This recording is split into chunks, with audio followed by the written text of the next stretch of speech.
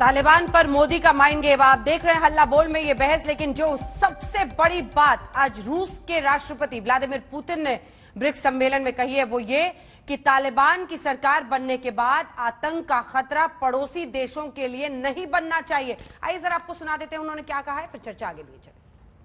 US and its allies' withdrawal from Afghanistan has led to a new crisis, and it's still unclear how this will affect regional and global security. That's why it is for good reason that our countries have paid special attention to this issue. Meanwhile, we are all interested in Afghanistan's ceasing to be a threat to the neighbors.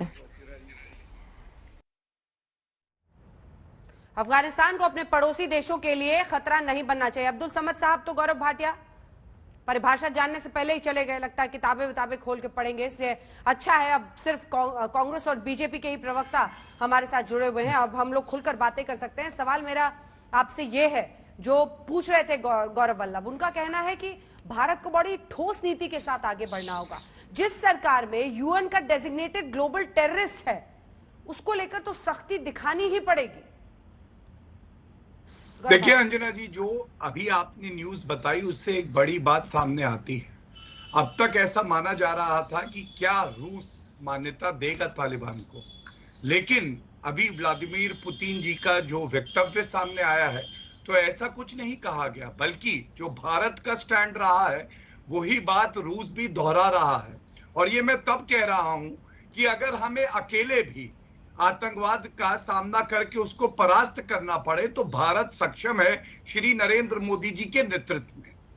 अब क्योंकि पाकिस्तानी लोग जो हैं हमारी debate में नहीं है, तो मैं गौरव वल्लभ जी की जो उत्तर दूंगा वो अलग तरीके से दूंगा। आज हमारी ताकत क्या है मैं सकारात्मक रूप से बताना चाहूंगा।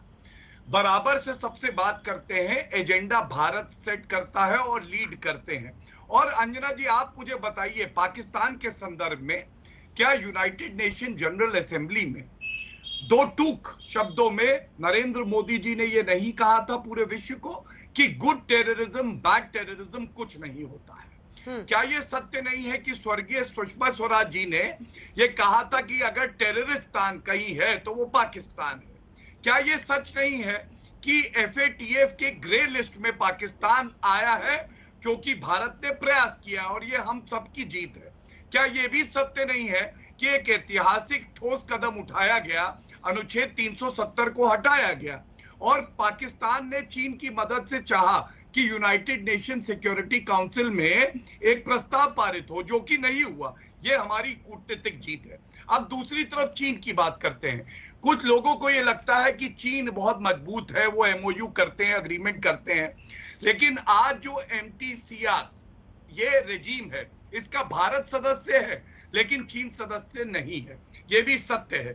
यह भी सत्य है कि अनुच्छेद 370 का जो मैं उदाहरण दे रहा था, चीन ने प्रयास किया रोकने का लेकिन भारत सफल हुआ। और यह भी सत्य है कि इतिहास में बहुत कम ही ऐसा हुआ है कि चीन की सेना को पीछे जाना पड़ा हो। और गलवान में जो हुआ उसके बाद हमारी वीर सेना ने जो अपनी आंखें दिखाई और राजनीतिक तौर पे उन्हें खुली छूट दी गई तो चीन को पीछे जाना पड़ा।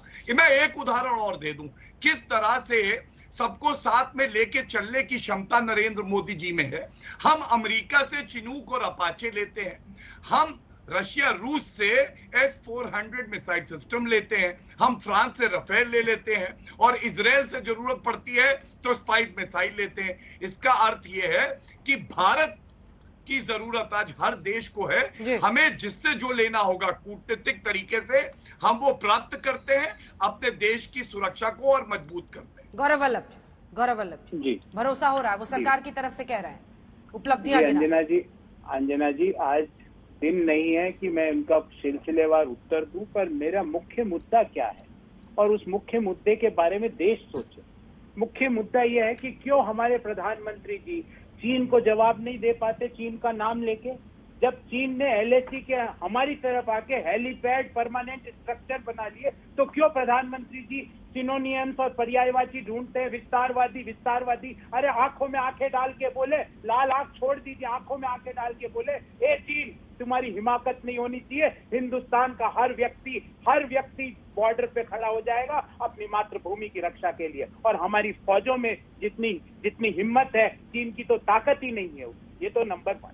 नंबर 2, पूरी दुनिया का, मैं बोल रहा हूं अंजना जी, पूरी दुनिया के 10 बड़े नेशंस ने तालिबान की जो आतंकवाद की जो सरकार है उसके बारे में अपना दृष्टिकोण क्लियर कट कर दिया।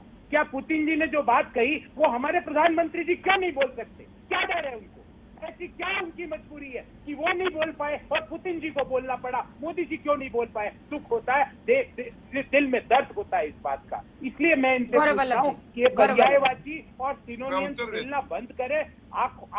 आज इस पटल पे प्रधानमंत्री जी से मेरी अपेक्षा है कि बोले कि ये तालिबान की सरकार नहीं है, आतंकवाद की पाक समर्थित सरकार है, इसको हिंदुस्तान स्वीकार नहीं करेगा।